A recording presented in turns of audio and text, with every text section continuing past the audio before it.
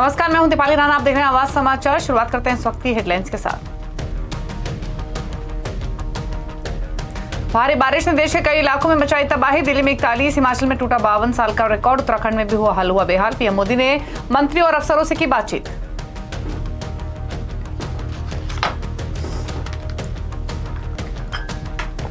बारिश ने लगाई सब्जियों में आग। टमाटर के बाद अब भिंडी, गोभी, शिमला मिर्च भी 100 रुपए के पार।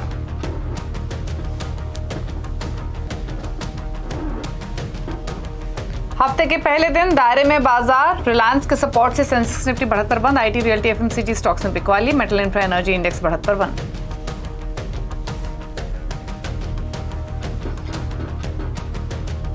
रिलायंस में जोरदार तेजी।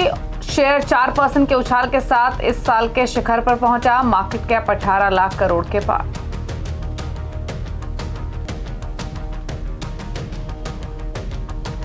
दिल्ली अध्यादेश पर सुप्रीम कोर्ट ने केंद्र और एलजी को भेजा नोटिस। केजरीवाल सरकार ने अध्यादेश को दी थी चुनौती। फिर अगले हफ्ते होगी सुनवाई।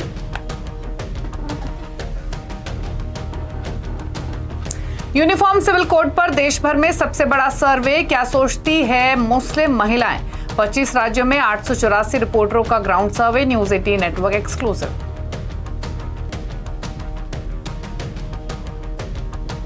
Hyundai ने माइक्रो एसयूवी एक्स्ट्रा को किया लॉन्च। स्टाइलिश लुक्स और शानदार फीचर्स के साथ कीमत 6 लाख। टाटा की पंच से सीधी टक्कर।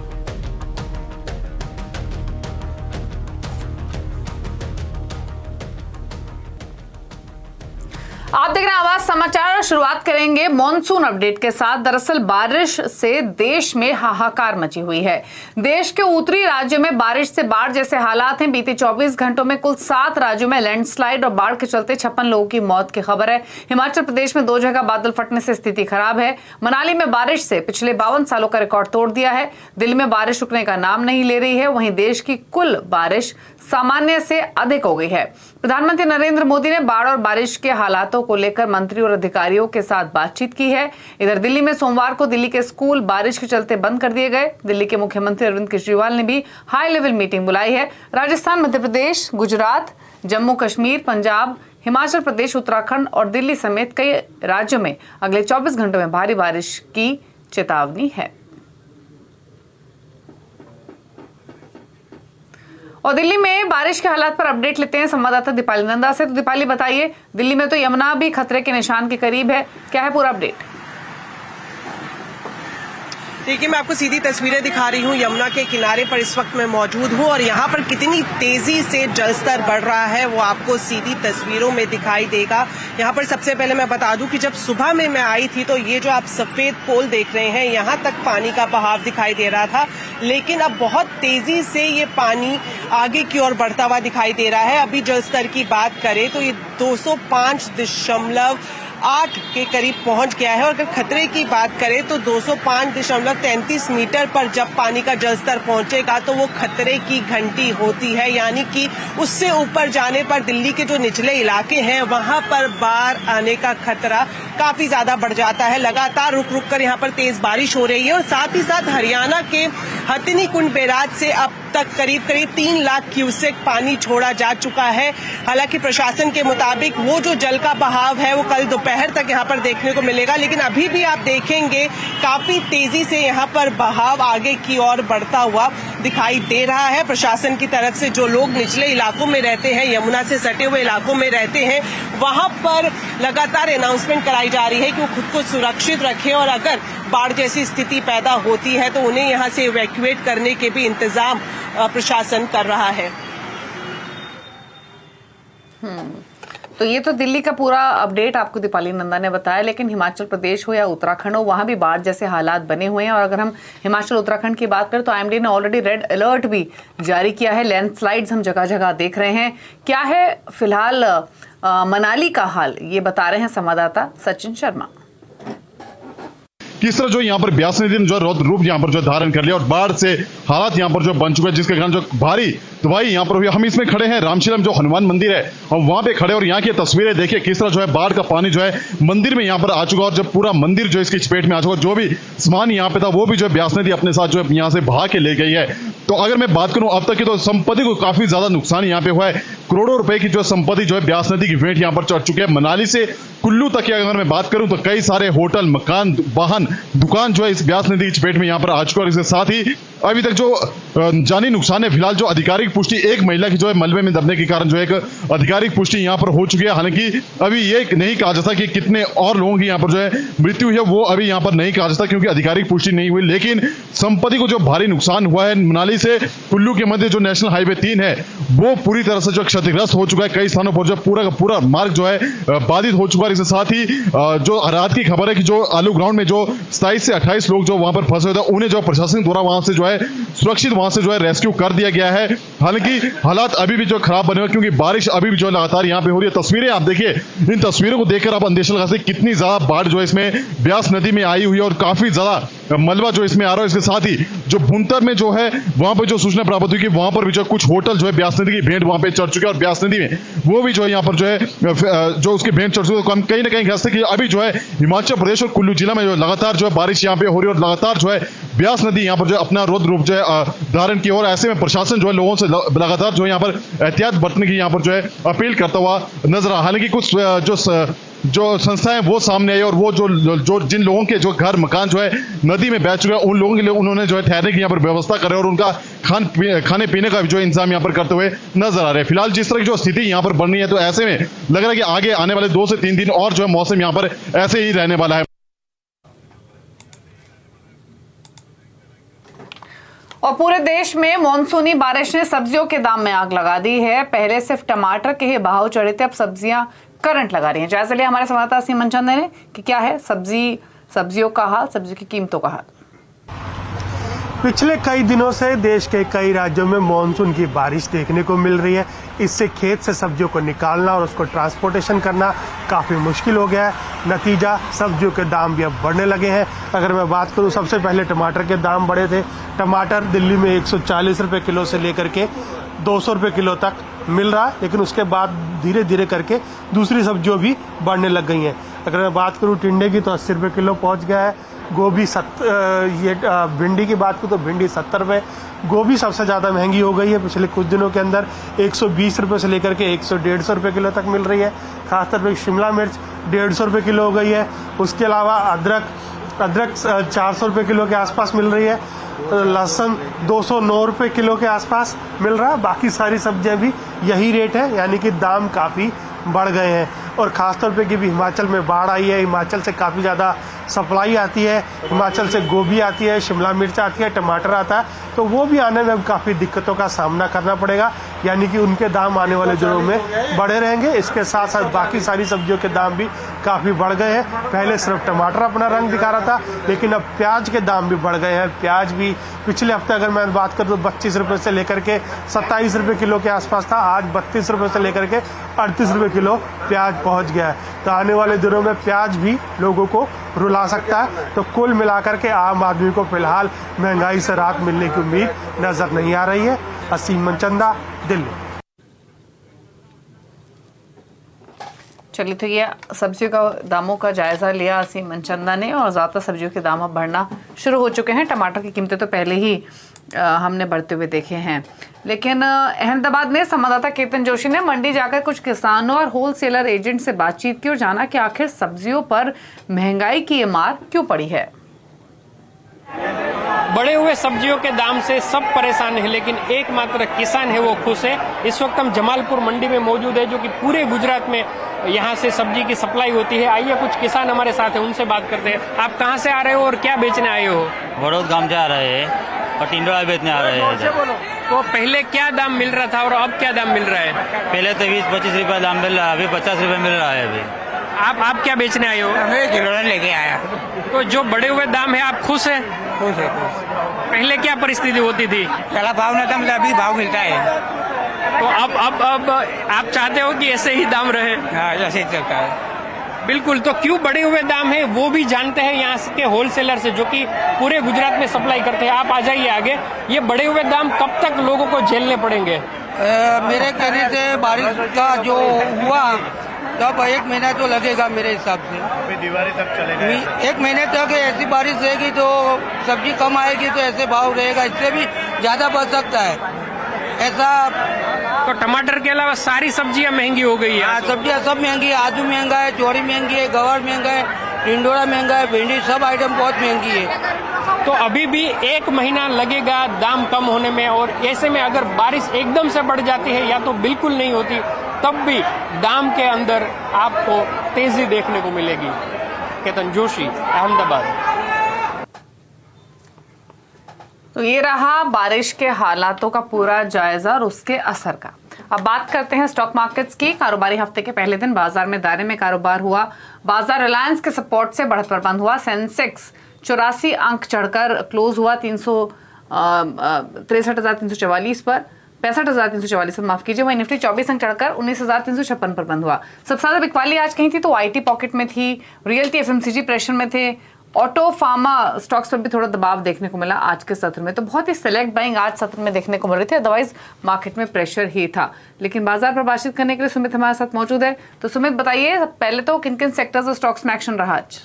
देखिए, आज सेलेक्टिव स्टॉक्स में मूव था। मिसाल तौर पर रिलायंस इंडस्ट्रीज जो कि आज एक तरफा बाजार को सपोर्ट दे रहा था, जिसके दम पर भी इंडिसीज में आज हरा निशान देखने को मिला, लेकिन बैंकिंग में स्पेस में प्रेशर था। तो निफ्टी के टॉप गेनर्स में रिलायंस 4% ऊपर, इनफैक्ट आज साल का नया ऊपरी स्तर भी हिट किया। टाटा स्टील 3.5% ऊपर, जेएसडब्ल्यू स्टील 3% ऊपर, एचडीएफसी लाइफ करीब 1.5% ऊपर। तो मेटल और इंश्योरेंस दो और सेक्टर जो कि आज चल रहे थे। गिरने वाले शेयरों में आज एचसीएल टेक, पूरा आईटी की बिकवाली है, तो 3% नीचे एचसीएल टेक, टाइटन 3% नीचे, पावरग्रिड 2% नीचे और टीसीएस करीब 2% नीचे। टीसीएस और एचसीएल के नंबर्स ही 12 तारीख को आते हुए दिखाई पड़ेंगे। इसके अलावा मिड कैप गेनर्स में आज मासगांव डॉक अपर सर्किट एक समय पर लगा, एजिस लॉजिस्टिक्स 7% ऊपर, आईएफएल फाइनेंस 6% ऊपर और कीस्टोन रियल्टर्स करीब 6% तेजी यहां पर बनते हुए दिखाई पड़ी। गिरने वाले शेयरों में न्यूज फ्लो का इंपैक्ट था प्रिज्म जॉनसन में 6% नीचे, बीसीजी लोअर सर्किट, साइंट करीब 5.5% नीचे और सनटेक रियल्टी करीब 4% की बिकवाली यहां देखने को मिली। तो मिड कैप गेनर में भी रियल्टी और मिड कैप लूजर में भी रियल्टी, तो मिला जुला कामकाज आज रियल्टी सेक्टर में होता हुआ दिखाई पड़ा। ओके, शुक्रिया सुमित आपका ये पूरी डिटेल्स बताने के लिए। स्टॉक स्पेसिफिक, सेक्टर स्पेसिफिक क्या एक्शन था आज मार्केट में। आगे बढ़ेंगे। यूनिफॉर्म सिविल कोड यानी यूसीसी को लेकर देश भर में चर्चा हो रही है। लोगों की राय को देश के सामने लाने के लिए न्यूज 18 नेटवर्क ने देश में सबसे बड़ा एक्सक्लूसिव सर्वे किया है। सबसे बड़े सर्वे के सैंपल को देश के 25 राज्यों और केंद्र शासित प्रदेशों से जुटाया गया है। सर्वे में क्या खास है ये बताने के लिए हमारे साथ जुड़े हैं विपिन भट्ट। तो विपिन बताइए, इस सर्वे में क्या कहा गया है? जी हाँ, तो आपने ठीक ही कहा कि देश का सबसे बड़ा सर्वे कहा जा सकता है जो कि यूसीसी के ऊपर किया गया है। और यहाँ खास बात यह है कि ये सिर्फ मुस्लिम महिलाओं के बीच में है, जहाँ यूसीसी शब्द का इस्तेमाल नहीं किया गया है और सवाल पूछे गए हैं। तो वैसे तो ये काफी विस्तृत सर्वे है, लेकिन यहाँ पर हम आपको वो 2 अहम सवाल बता रहे हैं जो सर्वे में पूछे गए हैं। तो आइए शुरुआत करते हैं। न्यूज 18 का मेगा सर्वे है यूसीसी, जो कि सबसे बड़ा सर्वे उस पर आप कह सकते हैं। पूछा गया सवाल कि शादी, तलाक, गोद लेने और संपत्ति के अधिकार पर एक समान कानून का क्या ये महिलाएं, जो कि सभी मुस्लिम महिलाएं हैं, समर्थन करती हैं? शादी, तलाक, गोद लेने और संपत्ति के अधिकार का जवाब सुनिए। 67% जो कि एक बड़ा फिगर है, इससे ज्यादा महिलाओं ने कहा है कि वहां वो इस बात का समर्थन करती हैं। 25% महिलाएं ऐसी रही जरूर, 25% से थोड़ी ज्यादा जो कह रही हैं कि वो इसका समर्थन नहीं करती, और करीब 7.5% के आसपास जवाब देने की स्थिति में नहीं थी, उन्हें नहीं क्लैरिटी थी कि क्या होना चाहिए। लेकिन 67.2% महिलाओं ने, मुस्लिम महिलाओं ने माना कि वो इस चीज का समर्थन करती। सवाल नंबर 2 पर आते हैं। सवाल नंबर 2 में हमने पूछा, इस सर्वे में पूछा गया कि क्या महिला और पुरुष दोनों की शादी की उम्र को 21 साल होना चाहिए। इस पे और बड़े रिएक्शंस आए। हाँ कहने वाली मुस्लिम महिलाएं थी 78, बल्कि उससे ज्यादा 16% से ज्यादा का कहना था नहीं, और यहां पर भी अनडिसाइसिव मोड में थी करीब 4.5% के आसपास महिलाएं। लेकिन 78% या 89%, ये उससे ज्यादा बड़ा आंकड़ा जो ये कह रहे हैं 79% के आसपास कि महिला और पुरुष दोनों की ही शादी की उम्र को 21 साल कर देना चाहिए। थोड़ा मैं आपको मेथोडोलॉजी भी यहां पे बता देता हूं, या सर्वे का सैंपल साइज क्या है वो सब डिटेल दे देता हूं। तो कब हुआ ये सर्वे? ये 4 से 8 जुलाई के बीच में किया गया है। किस लेवल पे इसको किया गया, कितना बड़ा सैंपल साइज था, कितने राज्यों में? तो इसे 25 राज्य और केंद्र शासित प्रदेशों में सर्वे को किया गया है।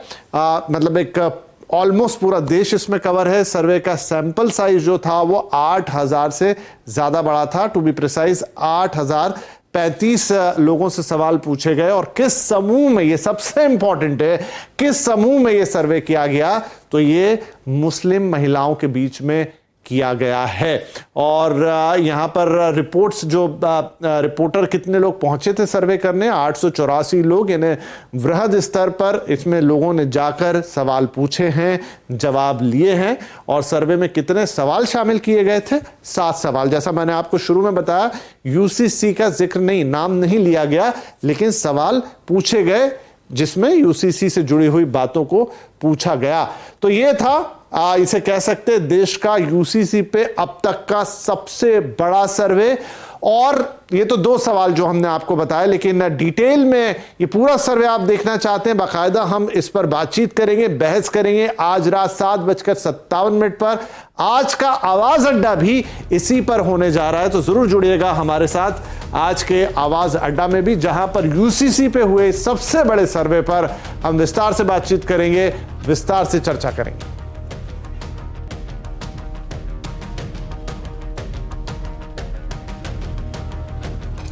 और आगे बढ़ेंगे। बैंकों ने रियल एस्टेट सेक्टर को लेकर आईबीसी नियमों में बदलाव के प्रस्ताव पर चिंता जताई है। बैंकों का कहना है कि किसी भी तरह के प्रोजेक्ट को एनसीएलटी प्रक्रिया से बाहर करने पर रिकवरी पर असर पड़ेगा।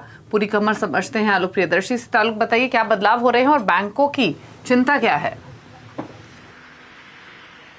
बिल्कुल, देखिए, जो रियल एस्टेट सेक्टर को दिवालिया कानून से राहत देने के लिए सरकार कोशिश कर रही है, उसको झटका लग सकता है, क्योंकि बैंकों ने चिंता जताई है और कहा है कि अगर बैंकों को अगर रियल एस्टेट सेक्टर को प्रोजेक्ट वाइज अगर इंसॉल्वेंसी का ब्लैंकेट नियम बना दिया जाएगा तो इससे काफी गंभीर समस्याएं हो सकती है, खासतौर से रिकवरी में दिक्कत हो सकती है और जो आईबीसी की प्रक्रिया है उसमें देरी हो सकती है। साथ ही साथ बैंकों ने यह भी कहा है कि बहुत सारी कंपनियां जो लोन साइफन ऑफ कर देती हैं, ऐसे में तो पूरी कंपनी पर ही इंसॉल्वेंसी की प्रक्रिया लगाई जानी चाहिए, उनको प्रोजेक्ट के हिसाब से अलग अलग छांटना नहीं चाहिए। और कम से कम तो जो फ्लैट या प्रोजेक्ट जिसमें रजिस्ट्रेशन अभी नहीं हुआ है, कम से कम उनको तो इंसॉल्वेंसी के दायरे में रखना ही चाहिए। तो ये तमाम चिंताएं बैंकों की तरफ से, जो इंडियन बैंकिंग एसोसिएशन है, उन्होंने सरकार की तरफ से कहा है। सरकार की तरफ से कहा गया है कि जब वो रूल इस पर फ्रेम करेंगे तो इस पर जरूर ध्यान रखेंगे। मैं बता दूं कि जो आईबीसी अमेंडमेंट इस पार्लियामेंट सेशन में आने वाला है, जिसमें रियल एस्टेट सेक्टर को लेकर नए रूल्स बनाए जाने हैं, जिसमें कि रियल एस्टेट सेक्टर जो दिवालिया प्रक्रिया से में चल रहे हैं उनको राहत देने की बात है। लेकिन ये बता दूं कि ये सारे जो नए रूल्स होंगे ये नए प्रोजेक्ट्स पे लागू होंगे, नए प्रोजेक्ट्स पे लागू होंगे, पुराने पर नहीं लागू होंगे। तो ये इस तरह की बातें बैंकों की तरफ से की जा रही है और फिलहाल सरकार जब रूल्स बनाएगी तो सरकार की तरफ से कहा जा रहा है कि इसको जरूर ध्यान में रखेंगे। ओके, अच्छा आलोक, इसके अलावा जीएसटी काउंसिल की भी मीटिंग होने वाली है। इस बार इसमें क्या बड़े फैसले के आसार हैं, क्या डिटेल्स मिल रही हैं आपको?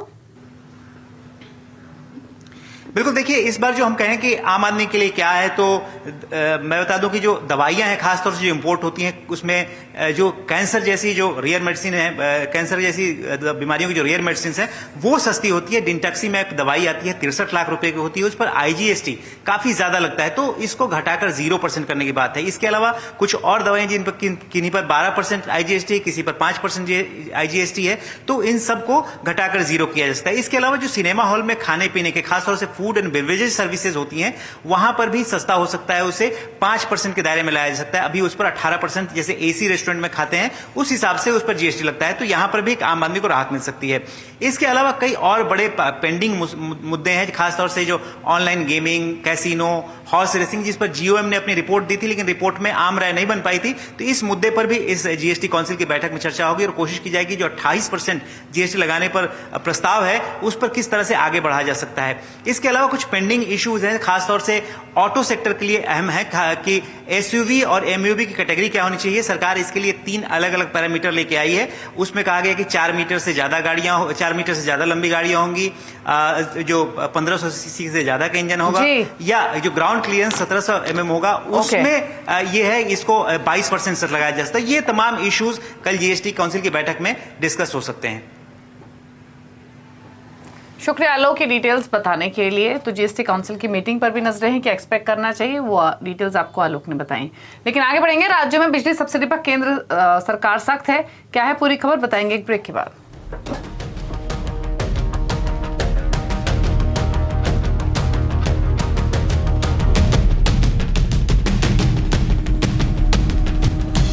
आवाज समाचार और राज्य में बिजली पर दी जाने वाली सब्सिडी को लेकर केंद्र सरकार सख्त है। सूत्रों के मुताबिक सरकार सब्सिडी ग्रांट की शर्तों को कठोर बना सकती है। पावर मिनिस्ट्री ने आरईसी लिमिटेड और पावर फाइनेंस कॉर्पोरेशन से 15 दिन में रिपोर्ट मांगी है। इस खबर पर और डिटेल्स के साथ हमारे economic policy editor Lakshman Roy मौजूद हैं, जो बता रहे हैं क्या है पूरा मामला। बताइए लक्ष्मण। देखिए, दरअसल पिछले दिनों सब्सिडी को लेकर एक महत्वपूर्ण बैठक हुई थी पावर मिनिस्ट्री में, और वहां पर यह तय किया गया कि जिन जिन राज्यों को पावर डिस्ट्रीब्यूशन में रिफॉर्म के लिए केंद्र सरकार अपनी स्कीम के तहत ग्रांट देती है, वो ग्रांट अब दी जाएगी 4 शर्तों को देखते हुए। पहली शर्त तो ये होगी कि जो पावर डिस्ट्रीब्यूशन कंपनियां हैं और जो राज्य सरकारें हैं, वो जो बिजली की दरें तय करती हैं, वो बिजली की दरें वो अपनी लागत के हिसाब से तय करें, यानी जितनी लागत है उसके हिसाब से बिजली की दरें तय करें। दूसरी बात, जो सब्सिडी वो राज्य सरकारें दी जा रही हैं, वो सब्सिडी काफी ज्यादा पारदर्शी हो। प्रति यूनिट के हिसाब से सब्सिडी दी जाती है, उसका हिसाब किताब आपको रखना पड़ेगा। जिन जिन अकाउंट के जरिए सब्सिडी दी जाती है, यानी जिन कस्टमर को सब्सिडी दी जाती है, उसका हिसाब किताब आपको रखना होगा। इतना ही नहीं, जो सब्सिडी दी जा रही है उसका वहन राज्य सरकार के खाते में दिया जाए, ये सुनिश्चित करना होगा। और चौथी शर्त ये रखी गई है कि जो सरकारी दफ्तर है वहां पे आपको प्रीपेड मीटर लगाना होगा, स्मार्ट मीटर लगाना होगा। तो और जो कंपनियां, जो राज्य सरकारें, जो पावर डिस्ट्रीब्यूशन कंपनियां इस सारे शर्तों को पूरी करती हैं, उनको ही केंद्र सरकार अपने पावर डिस्ट्रीब्यूशन रिफॉर्म स्कीम के तहत ग्रांट मुहैया कराएगी। और इसमें पीएफसी और आरईसी को यह कहा गया है कि अगले 15 दिन के भीतर रिपोर्ट सौंपे और वैसे सब्सिडी जिनको दी जाती है उसका पूरा ब्यौरा उस रिपोर्ट में दे 2022-23 के लिए, ताकि उसी के आधार पर आगे सब्सिडी दी जाए। इसका पूरा मकसद ये कह सकते हैं कि जो पिछले दिनों राजनीतिक फायदे के लिए सब्सिडी, पावर सब्सिडी या फिर मुफ्त बिजली की जो घोषणा की गई थी, आने वाले दिनों में इस कदम के बाद इस तरह की राजनीतिक लोक लुभावन घोषणा पर शायद लगाम लगता हुआ आपको दिखे। शुक्रिया लक्ष्मण आपका डिटेल्स बताने के लिए। और आगे बढ़ेंगे। Hyundai ने अपनी माइक्रो एसयूवी एक्स्ट्रा को बाजार में उतार दिया है। इसकी कीमत 6 लाख से शुरू है। एक्स्ट्रा में कई सारे सेगमेंट फर्स्ट और सेगमेंट बेस्ट फीचर्स हैं। 6 एयरबैग्स के साथ 40 से ज्यादा सेफ्टी फीचर्स से लैस है एसयूवी एक्स्ट्रा। टाटा पंच को तगड़ी टक्कर दे सकती है। एसयूवी एक्स्ट्रा में क्या खास है, ये जानने के लिए हमने Hyundai इंडिया के सीईओ तरुण गर्ग से खास बातचीत की। 5.99 लाख में Hyundai की entry level SUV extra launch हो गई है और 40 से ज़्यादा इंडस्ट्री के जो है फर्स्ट एडवांस सेफ्टी फीचर्स के अलावा 20 से ज़्यादा इंडस्ट्री फर्स्ट फीचर्स, काफ़ी बोल्ड लुक है इसका। क्या क्या फीचर्स है ये जानते हैं तरुण साहब से। सर, इस प्राइस रेंज में तो आपने बहुत ही अट्रैक्टिव गाड़ी उतारी है। अगर इसके फीचर्स की बात करें, क्या क्या ऑफरिंग है इस प्राइस में? काफ़ी अगर हम देखें, देखिए, पहली बात तो ये है कि हमने सेफ्टी का बहुत खास ख्याल रखा है। और आप देखते हैं कि 6 एयरबैग्स को हमने स्टैंडर्ड रखा है। ऑफकोर्स हमने इसमें एएसएस स्टील का बहुत ही उपयोग किया, जिससे कि बॉडी स्ट्रक्चर बहुत ज़्यादा स्टेबल है। इसमें 60 कनेक्टेड फीचर्स हैं, इसमें 40 सेफ्टी फीचर्स हैं। इसका डिज़ाइन देखते हैं आप, एक बहुत ही यूनिक डिज़ाइन किया गया है जो कि कस्टमर को बहुत पसंद आने वाला है। ग्राउंड क्लियरेंस 185 होने की वजह से कस्टमर को एक इंडियन रोड्स पे चलाने में बहुत मजा आने वाला है। व्हील बेस जो है 2450 का है, जिससे कि एक नया बेंचमार्क अगेन सेट होता है। अगर आप इसमें बात करते हैं, सनरूफ है जो कि खुल जा सिमसिम की तरह आपका सनरूफ खोलेगा। देखिए, स्पेस देखिए आप, इसमें आपको बहुत ज़्यादा नी रूम मिलने वाला है। और पीछे भी स्पेशली अगर आप देख सकते हैं कि इतना इसमें आपको नी रूम मिलेगा कि और आपका जो अगर हेड के ऊपर की आप देखते हैं तो बहुत ज़्यादा स्पेस है वहाँ पर भी। अगर आप इसके जो AVNT देखते हैं 8 इंच का है, उसमें 12 लैंग्वेजेस, जिसमें से 10 रीजनल लैंग्वेजेस हैं, वो भी आ सकती हैं। 60 कनेक्टेड फीचर्स हैं, इसमें सब कुछ है। सनरूफ खुलजा सिमसिम की तरह इसमें सनरूफ है। तो मेरा मानना है कि इस गाड़ी में वो सब कुछ है, एक बहुत ही अट्रैक्टिव प्राइस पर है। 391 का बूट स्पेस है, जिसका मतलब है कि आप देखिए कि इसमें कितना सामान आ सकता है। और आपकी पूरी फैमिली के लिए एक बहुत ही कंप्लीट गाड़ी है, क्योंकि इसमें आपको स्पेस मिलेगा, इसमें आपको टेक्नोलॉजी मिलेगी, इसका एक अट्रैक्टिव प्राइस है, इसमें आपको सेफ्टी मिलेगी, क्योंकि सेफ्टी का एक बहुत महत्व आता जा रहा है। और हमने इस गाड़ी में सेफ्टी का खास ख्याल रखा है। और क्योंकि ये कनेक्टिविटी होने की वजह से जो आपकी जो पूरी फैमिली है वो इस कार से कनेक्टेड। तो ये आपने देखी Hyundai एक्स्ट्रा जो आज लॉन्च हुई है। पूरा रिव्यू आप जल्द देखेंगे अगले हफ्ते आवाज ओवरड्राइव में। रुक रहे हैं इसी के साथ एक ब्रेक के लिए। ब्रेक के उस पर भी खबरें जारी हैं। नमस्कार।